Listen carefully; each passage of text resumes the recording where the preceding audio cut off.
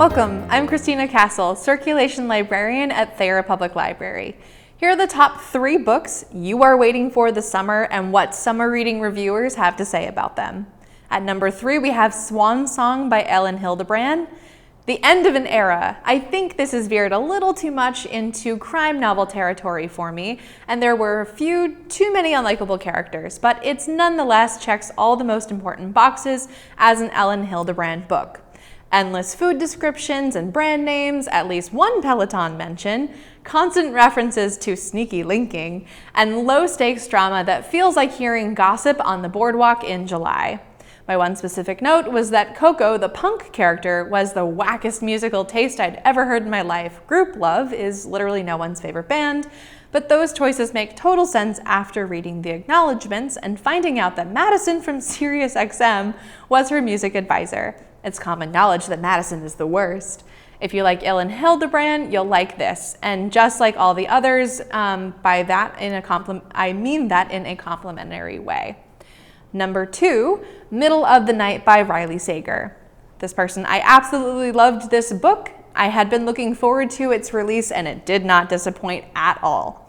Ethan returns home to his child neighborhood and the accompanying trauma he's tried to block out due to his best friend Billy being taken away in the middle of the night as the boys camped out in the backyard. Billy's body has never been found. Ethan starts to feel Billy's presence and experiences a maybe paranormal visit, which prompts him to start to investigate and leads back to the day before Billy's disappearance. One that's included the children trespassing at the Hawthorne Manor that was always shrouded in mystery and perhaps involved the occult. Definitely pick this book up and then check out more Riley Sager novels.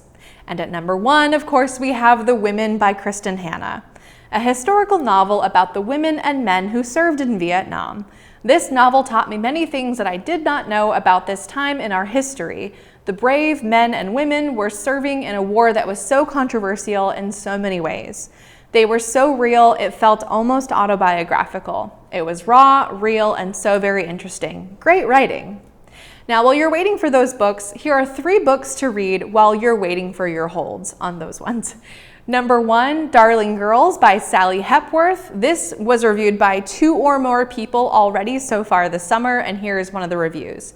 3 foster sisters are questioned by the police when bones are found under their childhood home. Horrible memories are brought up as pieces of their past come together. This was very suspenseful with twists right up to the last page. At number 2, we have The Familiar by Leigh Bardugo.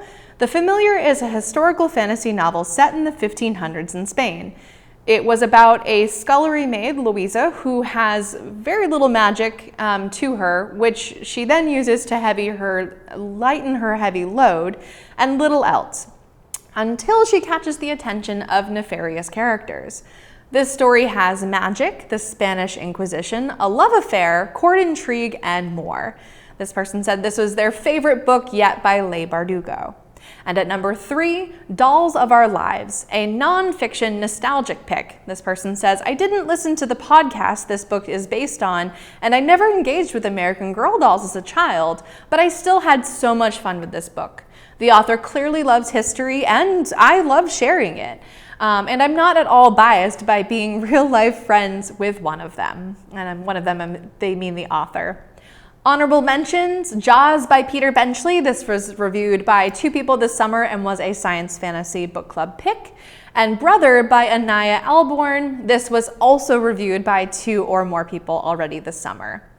If you're looking for me at the library, I oversee the Science Fiction Fantasy Book Club and the Brown Bag Book Club. You can also find me online on Instagram, Facebook, or YouTube for 60-Second Recs, a weekly video in which I pitch to you a book in 60 seconds or thereabouts.